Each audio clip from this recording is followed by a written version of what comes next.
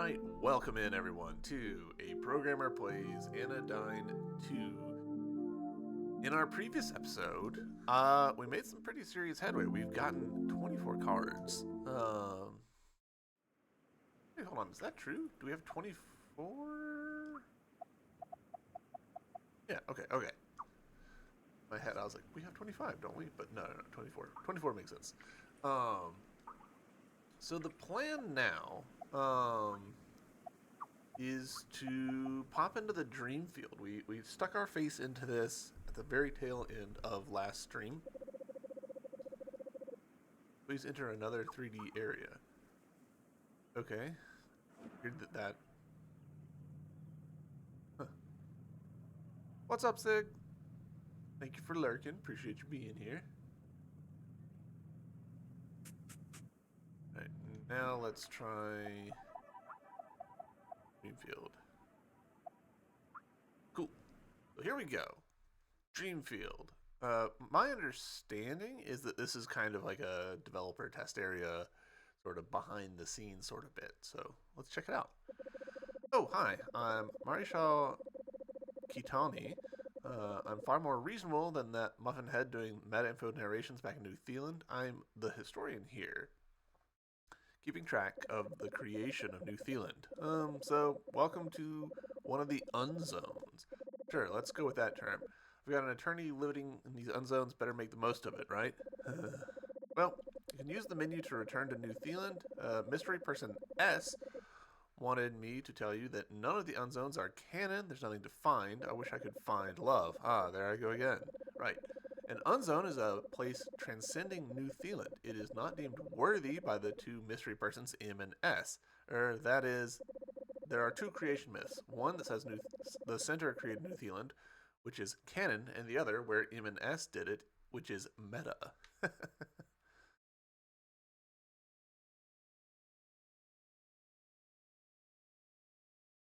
Ooh, that is kind of hard to see. Probably just a particle test. Testing particles is a pain in the butt.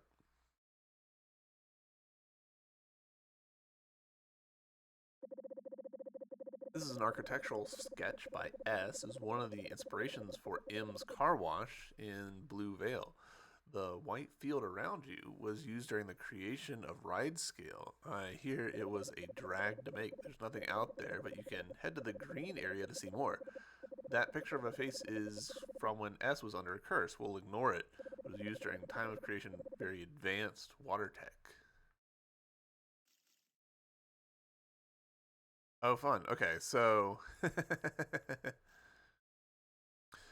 a lot of water effects in games are really just like two textures that are going at different speeds, usually different directions. It's a little surprising that the water shader here has them scrolling parallel to each other.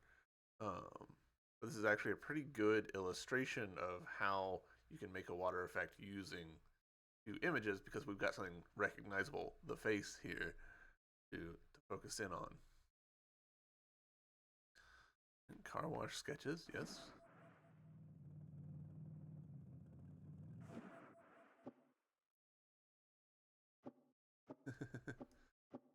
Stairs. Stairs are a pain in game development. They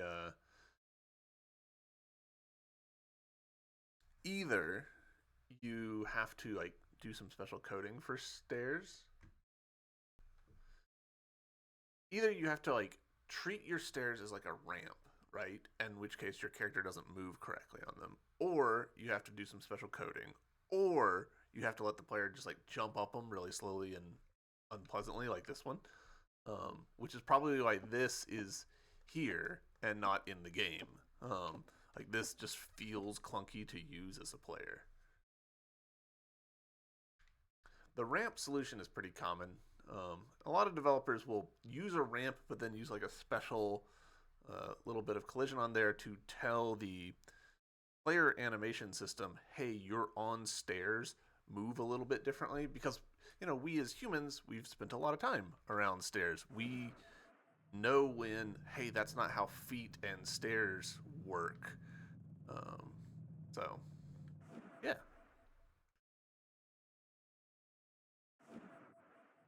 got. I assume that this is probably an early version of that little village that we got to shortly after we left the city. Episode, gosh, what was that? Episode 4? No, episode 3? Maybe. It's amazing how much of a vibe difference not having music makes. Like, the game, as far as I'm concerned, is silent right now, other than, you know, the sounds that my character makes when she moves. Once, New Zealand was planned to have all manner of temples and dungeons. This is an exterior that S made. Such plans were too expensive, so dungeons were dropped entirely. If you turn around, that structure was meant to be a strange home. Turn a little to the left, the elevated structure in the distance is a prototype of Jeff's village. Yeah, okay, so cool. Hold on.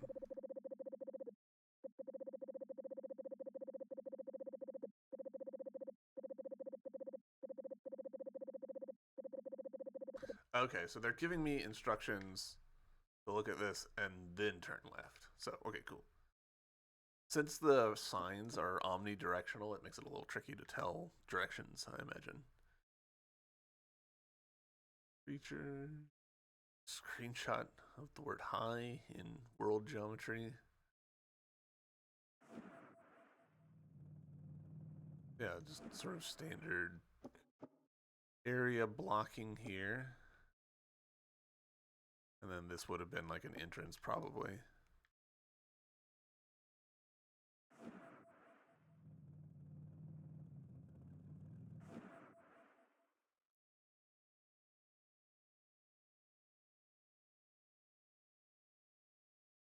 Yeah, okay, so here we go again with stairs being in here. Um, Background art, but it's coming out good? Hell yeah, nice.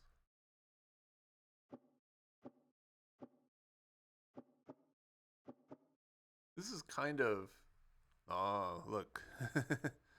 Probably indicating that there's going to be a ladder, which might have been part of the reason they decided to not use this particular design, because ladders are a pain. It's interesting. This illustrates really well to me how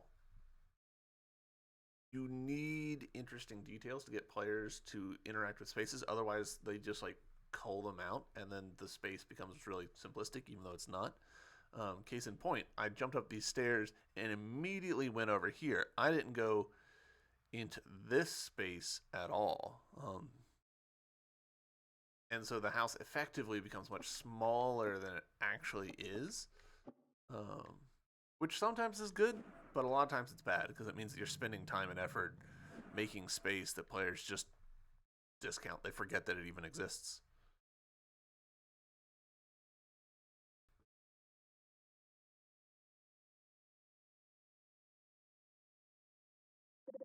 Actually, this whole area you can see from this vista was an early prototype of the blue veil that S made to get the right sense of scale. Okay, feels tricky.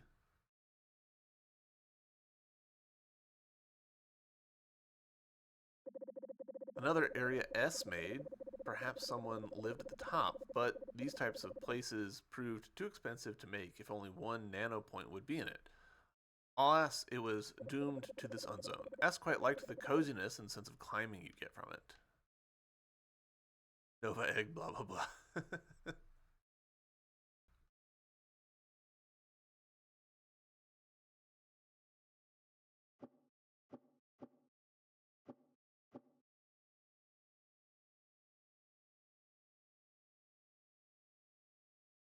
This is a fun little bit of design trickiness because this wall is permeable by the camera, which I think is probably an accident. Like you can see the camera like sliding up against the wall here, but then it's like clipping through essentially. Um, that makes little platforming bits like this trickier because you can't have the camera behind you. You end up, staring at a wall. A lot of game developers get around that by making either like really thick walls so that the camera won't clip through it, or they'll make invisible volumes around the walls that the camera isn't allowed uh, to be in, which is effectively the same as making thick walls, but that can create its own set of problems where players are like, why can't I get the camera near this building? And so then developers will make a volume inside the house that says, hey, these volumes outside the house are solid, and if you're not inside the house, then they're not. And that's how complexity gets completely out of hand in video games.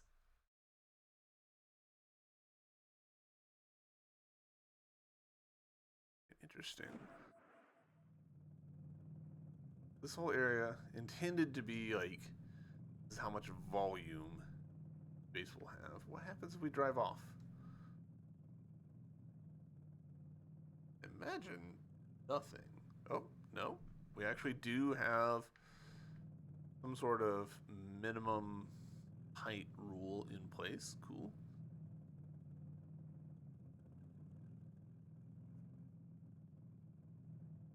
I think I'm likely to get myself stuck there.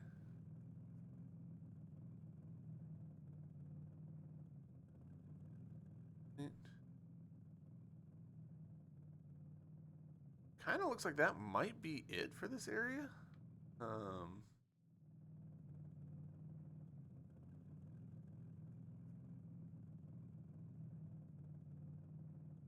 I really expected this to be larger. Oh, that's fun.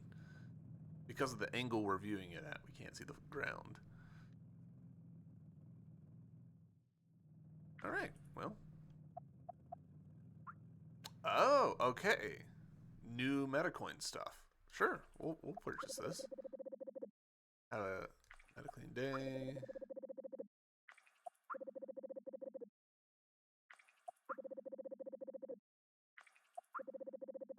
Meta day.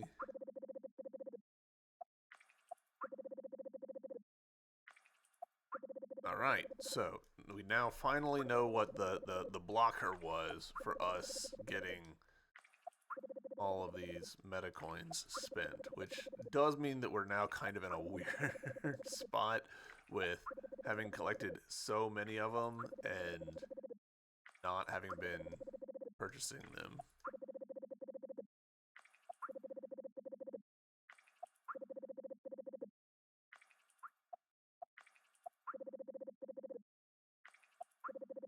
All right. So let's go to the first realm. Please use the other submenu to return to New Zealand before entering a metazone. Oh, interesting. I wonder why they have that in place. Like they had to have like caught that. I mean, it's almost certainly some sort of like object instantiation problem where like things need to be built in a certain way, and if you go straight from one test area to another, they won't. But they had to have like had a bit of logic to catch that you're trying to do that, which is interesting. All right. This is the first prototype area that S made. Actually, it used to have this gaudy orange ground texture. Behind you were some buildings used for testing out the scale of architecture. In the distance was a mountain. On top of the tiny house that said Young's Mountain Vacation Home or something. Also, S tested out this ball shooting gameplay in 3D where you were able to fire spheres at targets. Never mind. Alright, so there's our mountain buildings.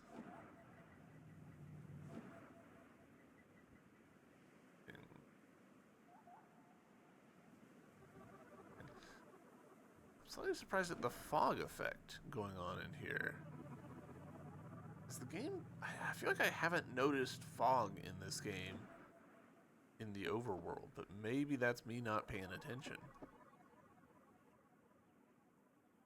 You can really see... So this is built using what's called a height map, which is just a grid of vertices. We've talked about this before, which are, you know, each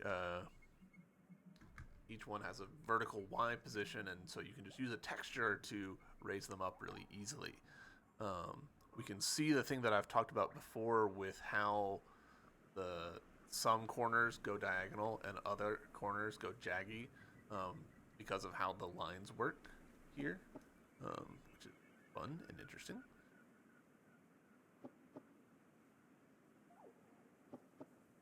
You can also see really clearly here how the textures get distorted and stretched. The more steeply you go, because the texture is being applied straight down like this. So if we look straight down, it's a regular grid, but when we look sideways, like we normally do in a 3D game, then okay, these are like stretched out across different things, and that leads to this effect here, where horizontal lines have a different line thickness than the vertical lines, just because of how the stretching is being applied, which can be a real pain in the butt when making landscapes. Also, though, it kind of looks to me.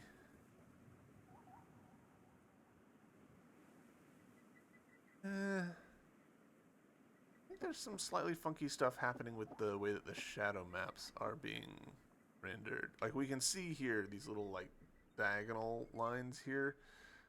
That's from the lighting being pre-computed for this and then being stored as a texture. And when you put the texture on the terrain, it creates sometimes some undesirable effects. It almost looks like it's actually slightly miscalculated, because look at how the edge here gets dark right before the actual edge starts. I wonder if maybe it's off by a pixel. But it's correct right here. I don't know. That's weird.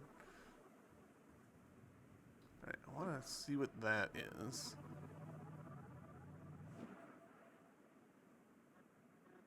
Just a spot. Alright.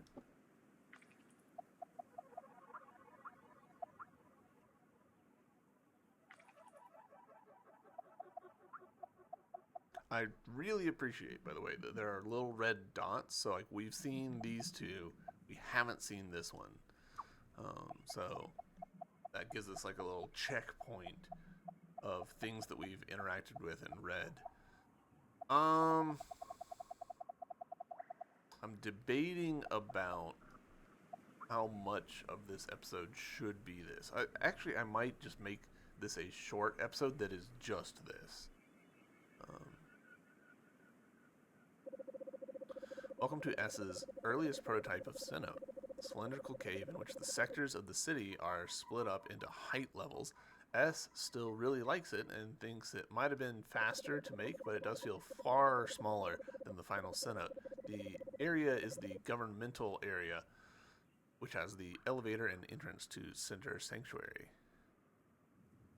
So more like Silo, I guess, is what I'm hearing.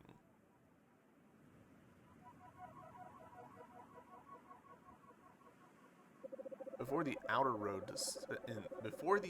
in Sinnoh, there was this lowered road that wrapped around the city. You could use this to access the sectors of the city. There were residential areas and the like planned. All right, so little road that would connect it all. Cool. This area is supposed to be a little garden or restaurant plaza. I've seen the sketches and they're cute. Perhaps I could have enjoyed pizza in New Zealand.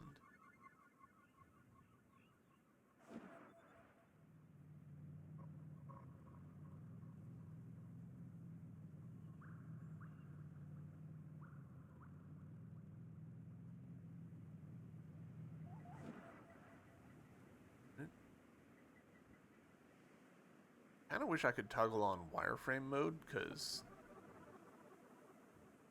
it'd be a really nice way to sort of like eyeball through stuff. Alternatively, a no clip would be great. No clip is where you just disable physics interaction stuff so that the camera can be moved to wherever you need it to be. Alright, back to New Zealand.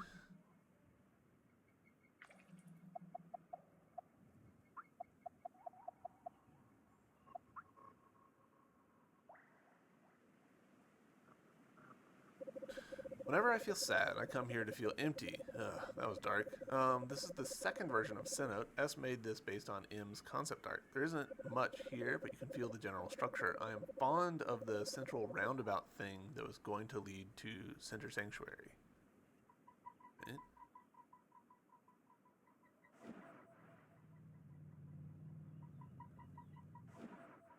I kind of expected that to have physics. Can't climb up here, but this was presumably a prototype for some kind of building climbing challenge. Okay, yeah, this is definitely indicating like a different original jump height. You can really see though the Sinnoh layout coming into distance here with the big curves.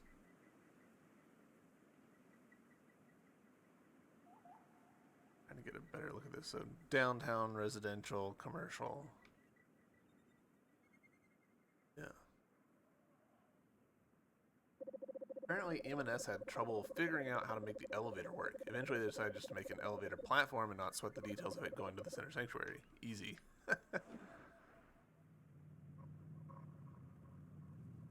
Elevators are tricky.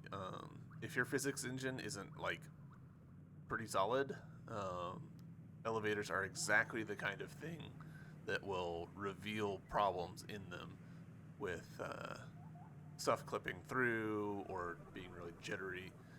I mean, we've all seen the bug, right, where you're on a platform and your character just like jitters as they move around, and that's because of the physics step taking longer than the render step.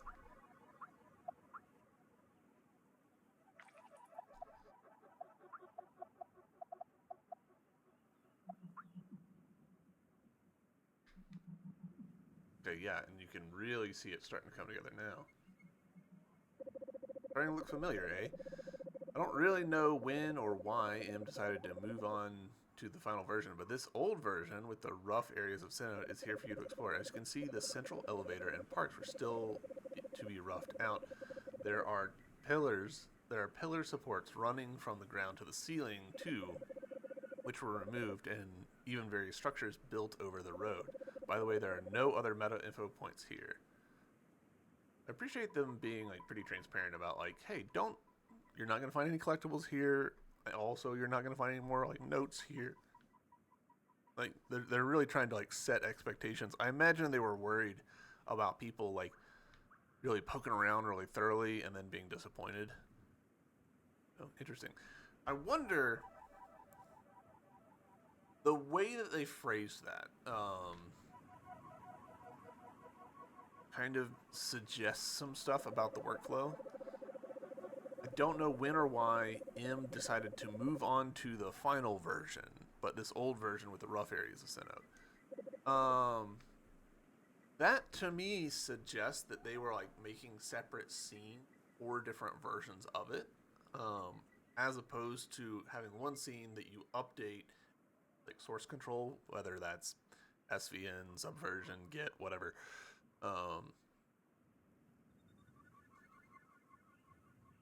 It would be really surprising for a game of this complexity to have been made without source control, especially given that it was multiple developers. But maybe. I could see the situation where they're like, we're gonna make an area and one of us will iterate on it, work on it, update it, move it forward, and then periodically we'll split off and make a new separate scene. That way, the old one exists and can be used for this sort of thing, without too much extra work. Because going back into Git and pulling out scenes can be a little bit tricky, since they'll reference assets that themselves might have also been modified. So, yeah.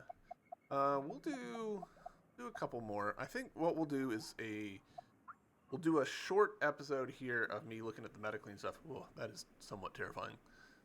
And then on the uploads, we'll actually do a little switcheroo where this stuff will be this little episode of us looking at the MetaClean behind the scenes stuff will be like a bonus episode after the end of the story.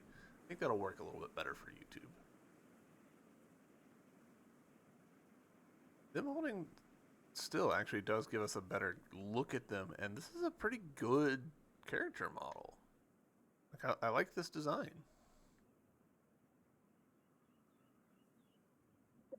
These little orcas are one of the first people M created. Personally, I think they're very cute. We ought to make dolls. I would buy one.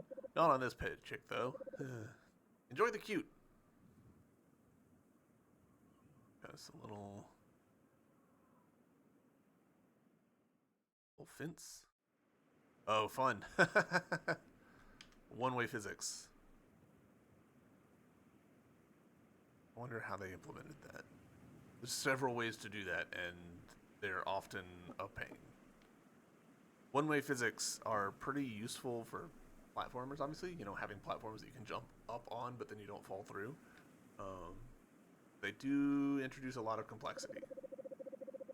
Most of the Unzone is where M was crafting the initial visual style of New Zealand. You'll find various visual tests and models that never made it into New Zealand. I love the egg bushes and red grass. I thought the egg bushes did make it. Or it might just be like the exact flavor of that one didn't make it. These two structures are the one of S's early architecture tests in making small, sort of fun structures to explore. They turned into that draft version M made over there. The Orca in M's version are to test the scale of the structure.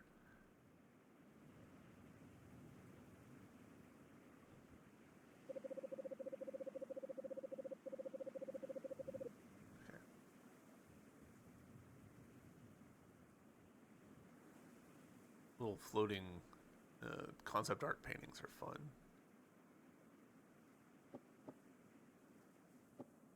Yeah, and we can sort of see the same, you know, motifs, the same designs that end up making it into Jeff's village and stuff.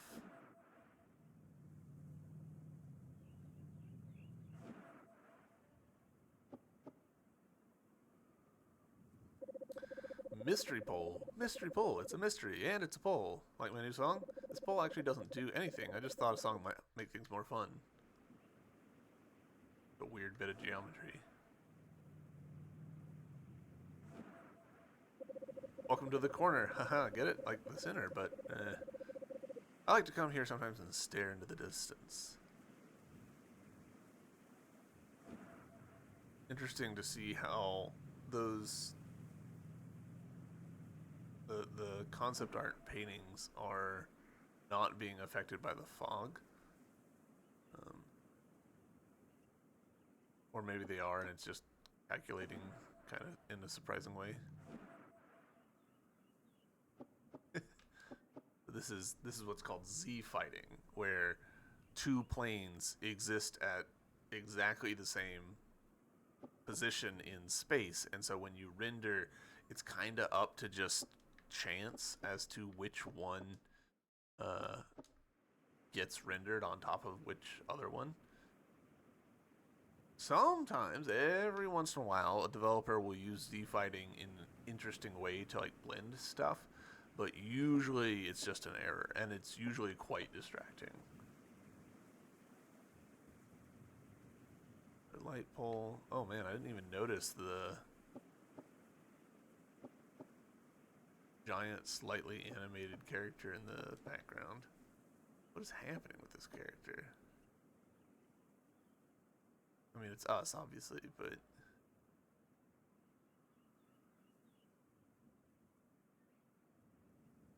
is it us jammed into the ground and also us coming out of the ground? We don't know the origin of this. Nova went through a few iterations, so at some point there's an old version of M left around, and the old copy structure got all messed up. S says this is the true incarnation of the center. S is lying. All right, so what that sounds like to me is like the bones got reversed somehow, and they did weird stuff. Fun. Bushes. Feel okay inside.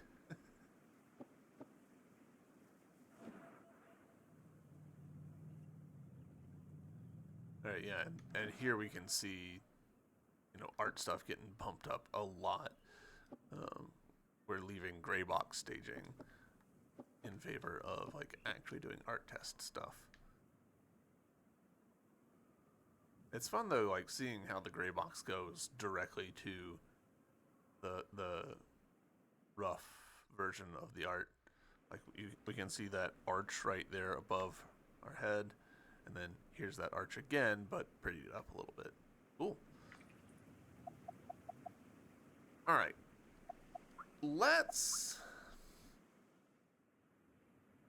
I think I'm going to leave it there for exploring MetaClean stuff. There's a lot here. Well, let's do one more. Physics simulation, that could be pretty interesting. Um, I feel like this is interesting, but it's probably mostly interesting to me and not necessarily making for great YouTube content. So, ooh, person's friend, thanks for taking the time to talk to me. Thanks for talking to my friend. You can spit blocks at dust monsters to poof them into dust, which you can then collect.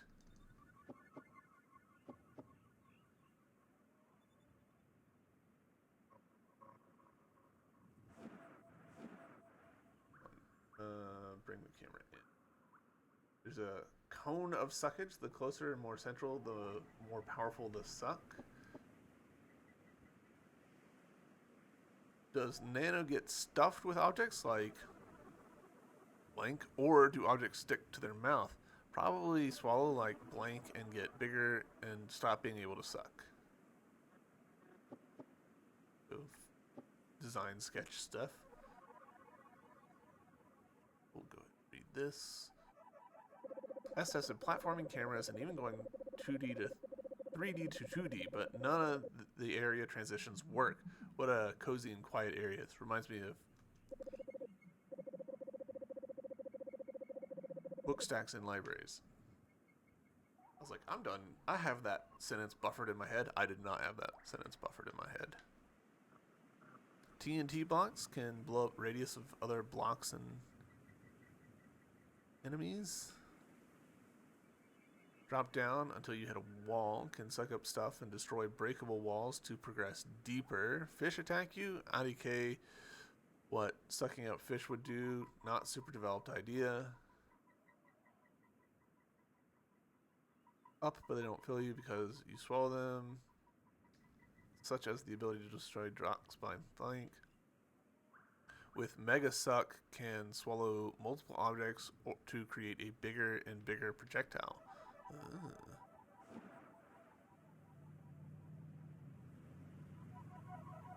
These right here are classic developer things. You make ramps of different slopes, and then do physics stuff on them. So like, hey, what happens when I drive over this? What happens when I drive over this at an angle? What happens if I try and reverse my way over this? Get stuck. So like that's actually a great example. Interesting. That actually suggests some wonkiness with how our physics stuff works in 3D actually. Like it suggests that the car itself might be wedge shaped or have a rounded collider at the front and a flat collider at the back, which would be in keeping with the actual shape of it, but all right, yeah.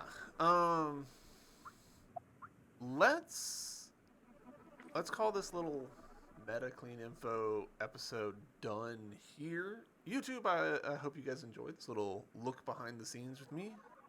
But I feel like continuing the story, so I'm gonna do that for you guys. Of course, it'll be flipped around. I'll upload the story related episode before I upload this one. That way the playlist makes more sense. But yeah. Now these are all over the place. I don't think these were here before we purchased all that stuff. Gotcha. So, all right, cool. YouTube, thank you for watching, and I'll see you later. Until then, bye.